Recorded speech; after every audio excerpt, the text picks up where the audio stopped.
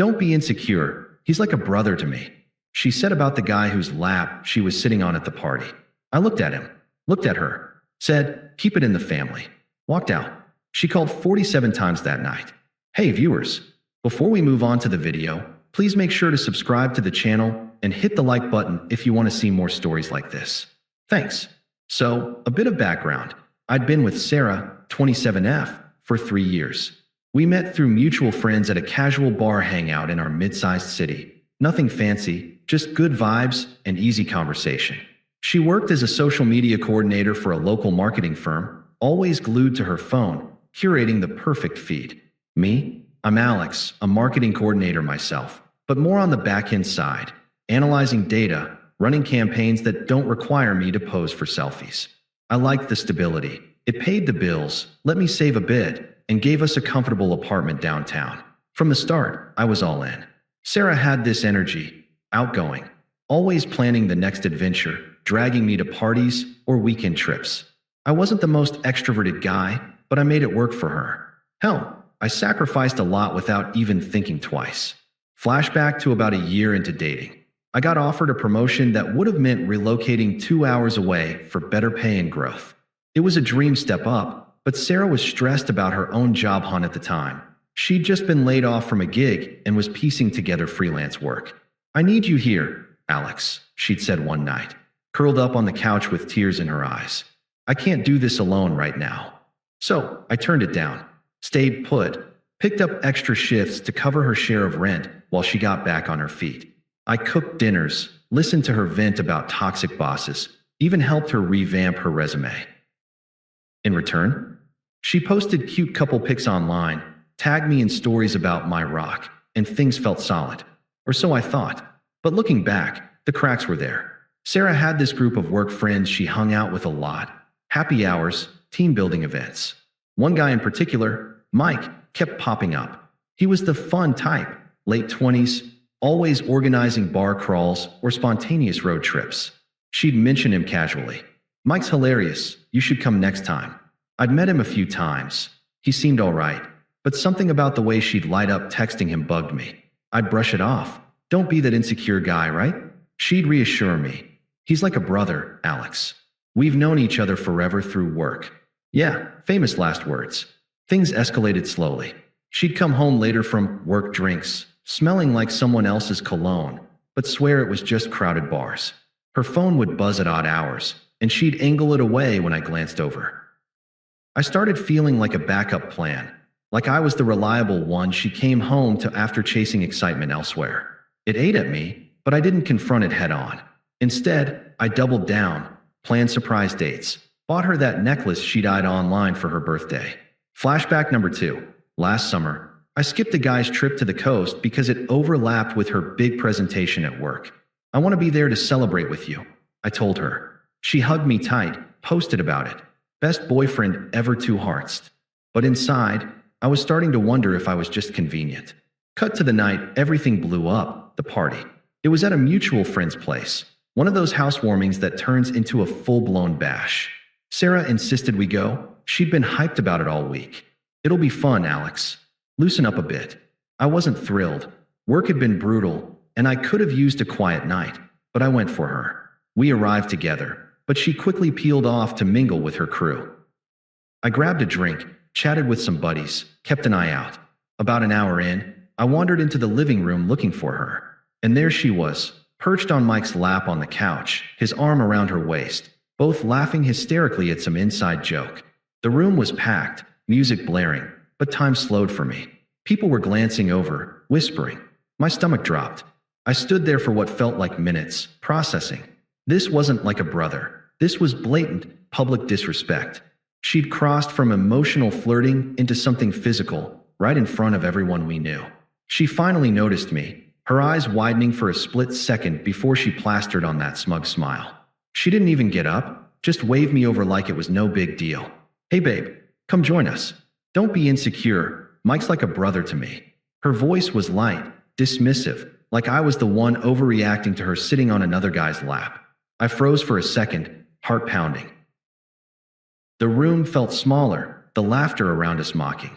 But I didn't yell or cause a scene. That's not me. Instead, I looked at Mike, who had this awkward grin, like he knew he'd been caught, but didn't care. Then back at her, still comfy on his lap, not even bothering to move. My mind raced through all the times I'd let things slide, all the sacrifices I'd made. And just like that, something clicked. I was done. I walked over slowly, keeping my voice steady. "Sarah, can we talk?" "Outside." She rolled her eyes, actually rolled them, and sighed dramatically, like I was interrupting her fun. "Alex, seriously? Right now? It's just a party." But she slid off Mike's lap, grabbed her drink, and followed me to the backyard. It was quieter out there, string lights flickering, a few smokers chatting in the corner. We found a spot by the fence. "What's your problem?" she started, crossing her arms. "You're acting like I did something wrong." I took a breath, keeping calm. "Sarah, you were sitting on his lap, his arm around you, in front of everyone. That's not like a brother. That's disrespectful as hell." She laughed, and shook her head. "Oh my God, Alex, grow up. It's innocent. Mike and I are just friends having fun. If you're this jealous over nothing, that's on you. I've told you a million times, he's family to me. You're being so insecure right now." "Insecure? This isn't about jealousy. It's about boundaries. We've been together 3 years, and you're acting like I'm the crazy one for expecting basic respect." Her tone shifted, getting sharper, more defensive. "Respect? Like how you respect me by questioning every guy I talk to. Newsflash, Alex. Not everyone's as boring and predictable as you. Mike gets me. He's fun, spontaneous. We vibe on a level you and I haven't in months. If you can't handle that, maybe we're not compatible anymore." There it was, the twisted logic pouring out. She was flipping it, making me the villain for daring to call her out. "So what? You've been emotionally checking out with him? All those late nights, the texts, that was vibing?" She shrugged, smug as ever. "Call it what you want. I deserve someone who matches my energy, not drags me down with all this negativity. You've been so safe lately. Turning down that promotion to stay here? That was sweet, but it's like you're afraid of change. Mike pushes me to be better, to live a little. And yeah, maybe we've gotten closer. But that's because you've been distant." "Distant? I supported you through your layoff, Sarah. I skipped my own opportunities for us. And this is how you repay that, by humiliating me publicly." She stepped closer, her voice lowering but laced with condescension. "Humiliating you? Please. No one's even paying attention. You're overreacting because you're threatened. If you trusted me, this wouldn't be an issue. But fine, if you want to make it one, let's just end this now. I need space from your controlling bullshit anyway. Go home, Alex. I'll crash at a friend's tonight." I stared at her, the woman I'd built a life with, now twisting everything to justify her betrayal. No apology, no remorse, just excuses and blame. It hurt like hell, but in that moment, I felt a strange clarity. Begging? No way. Confronting Mike? Pointless. I wasn't going to give her the satisfaction of an outburst.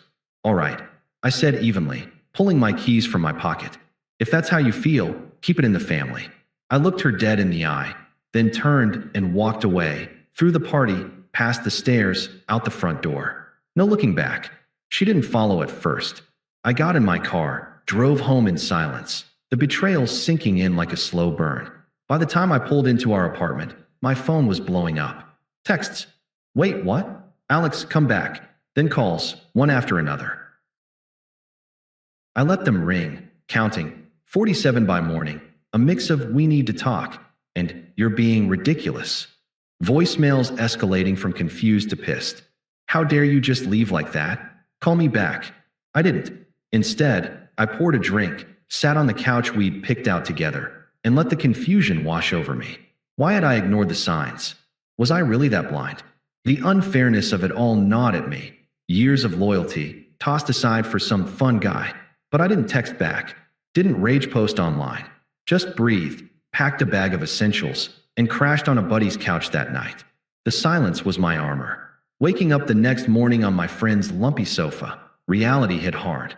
My phone was dead from all the notifications, more texts from Sarah, a few from mutual friends asking what happened. I charged it just enough to see the chaos. "Alex, please answer." "I didn't mean it like that." Mixed with angrier ones. "Fine, ignore me. Shows how much you care." Mike hadn't reached out, of course. Why would he? I didn't respond. Instead, I focused on logistics. Our lease was in both names, but I could afford to break it if needed. I headed back to the apartment mid-morning, half expecting her there. She wasn't, probably still at the friend's place, which I now suspected was Mike's. I packed methodically, clothes, laptop, important docs. Left her stuff untouched. No note, no drama. By afternoon, I'd secured a short-term rental in a quieter neighborhood across town. Nothing fancy, just a studio to regroup. That evening, I unblocked her temporarily to send one message. Apartment's yours for now. I'll handle my half of the rent until the lease ends in 3 months. We can sort belongings later. Then, blocked again. No emotions, just facts. Social media? I deleted my accounts. Didn't need the temptation to stalk or the public spectacle. Mutual friends got a brief heads up. Sarah and I are done. Appreciate if you don't get in the middle. Most respected it. A couple pride, but I shut it down politely. The days blurred after that. Work became my anchor. I threw myself into projects, finally pursuing that overdue promotion. My boss noticed the shift. You've got fire now, Alex.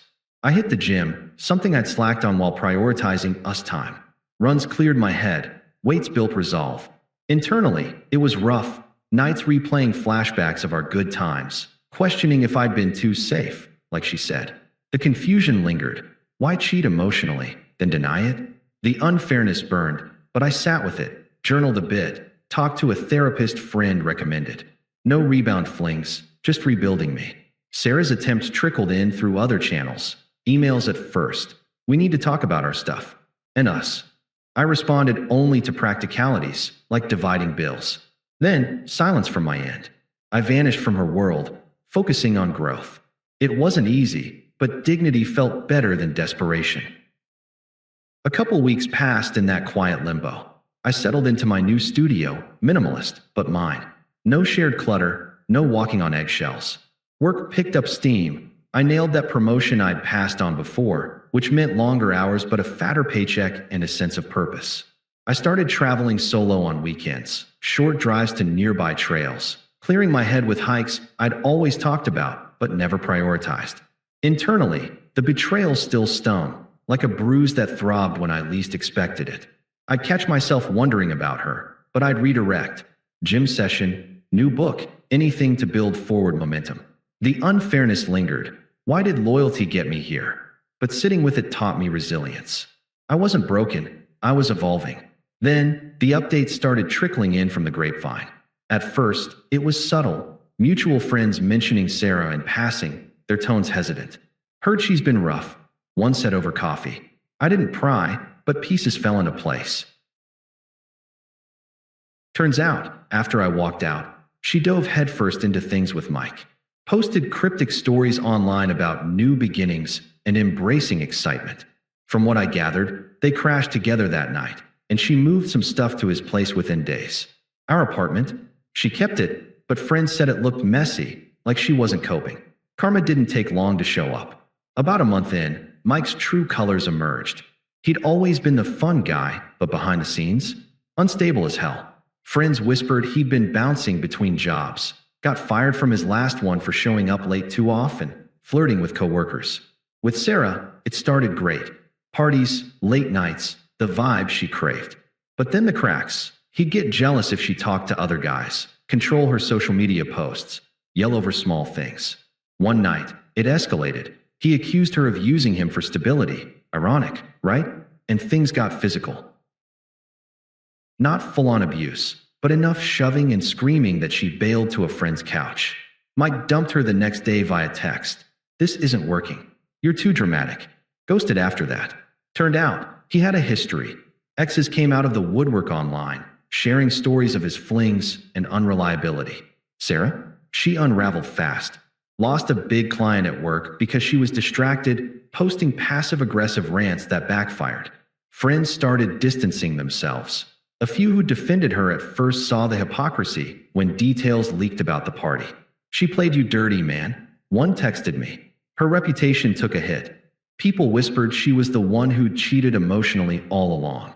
Financially, it hit harder. She couldn't swing the full rent alone, especially after blowing cash on fun outings with Mike. Subtweets hinted at debt. When life kicks you down, she became isolated, family stepping in, but not enough. I heard through the chain she regretted it, but pride kept her from admitting full fault. The decline was gradual, weeks of denial, then the spiral. It felt earned, not vengeful, just consequences catching up. Me? I watched from afar, detached, focusing on my arc. The silence I'd chosen paid off, clarity without the mess. By month 2, the practical stuff forced contact. We had to sort the lease and belongings. I'd left most furniture, but needed my half of the deposit.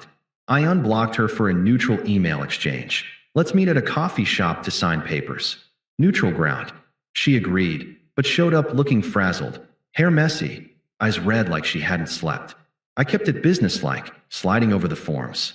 Alex, she started right away, voice shaky. Can we talk? Not just about this. I shook my head calm. This is about the lease, Sarah.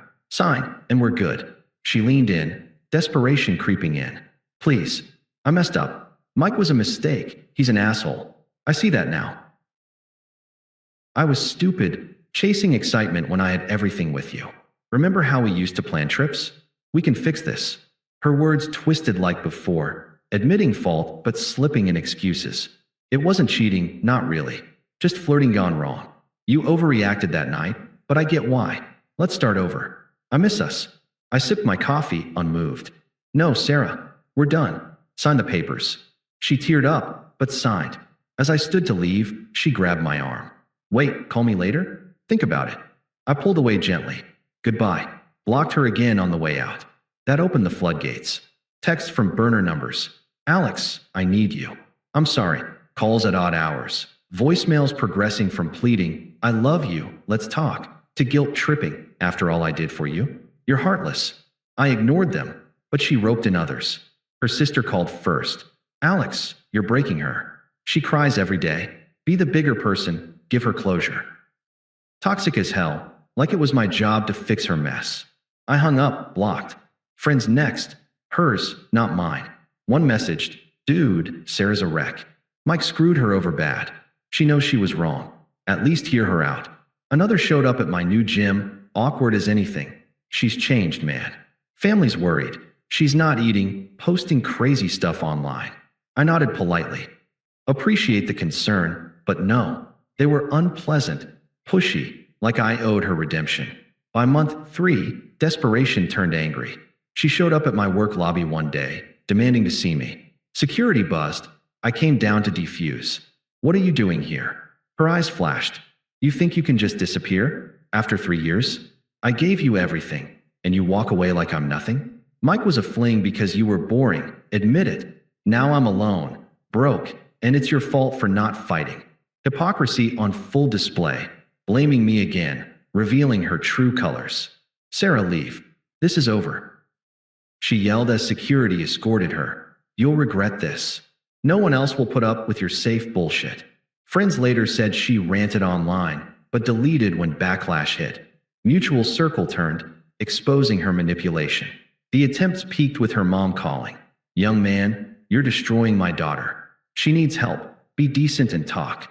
Unpleasant, guilting like I was the villain. I said firmly, respect my boundaries, and blocked. It was exhausting, but I stayed composed. No sympathy, no engagement. Her power plays failed. I was building a life where she couldn't touch me. Emotional shifts were clear, from smug cheater to desperate hypocrite. Power reversed. She chased, I detached. Fast forward to 6 months post-breakup, a mutual friend's wedding. I debated skipping, but it was a close buddy. Plus, I'd moved on. New promotion meant travel perks. I'd just returned from a solo hike in the mountains, feeling grounded. And yeah, I'd met someone. Emily, kind, adventurous without the drama. We clicked naturally. She respected my pace, built me up. I brought her as my +1 low-key. The venue was beautiful, outdoor garden, string lights like that fateful party. I mingled, laughed, felt free. Then, I spotted Sarah across the lawn, alone, looking worn, dress ill-fitting, like she'd lost weight. Our eyes met. She beelined over during cocktail hour. Alex, she whispered urgently, glancing at Emily beside me. Can we talk? Privately. I stayed calm, hand on Emily's back. Sarah, this isn't the place. She ignored that, desperation peaking. Please. I've been a mess without you. Mike was abusive, isolated me, took my money. I'm in therapy now, fixing myself. I see what I lost. You were my rock.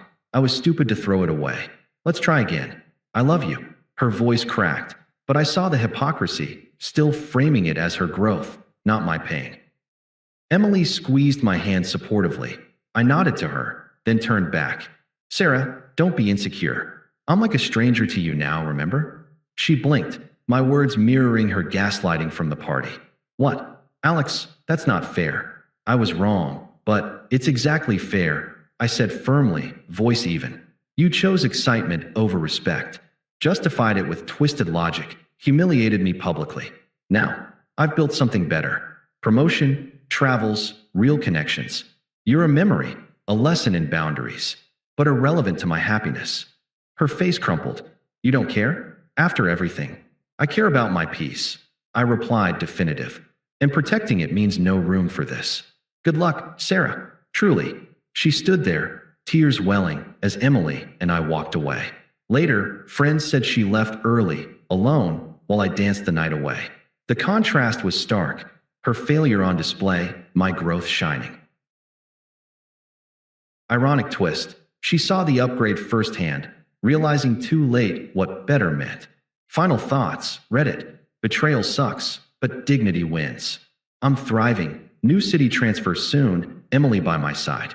Sarah? Faded footnote. If you're in this spot, walk away clean. Karma handles the rest. Thanks for watching. Make sure to subscribe to the channel and hit the like button. What do you think about this story? Share it in the comments.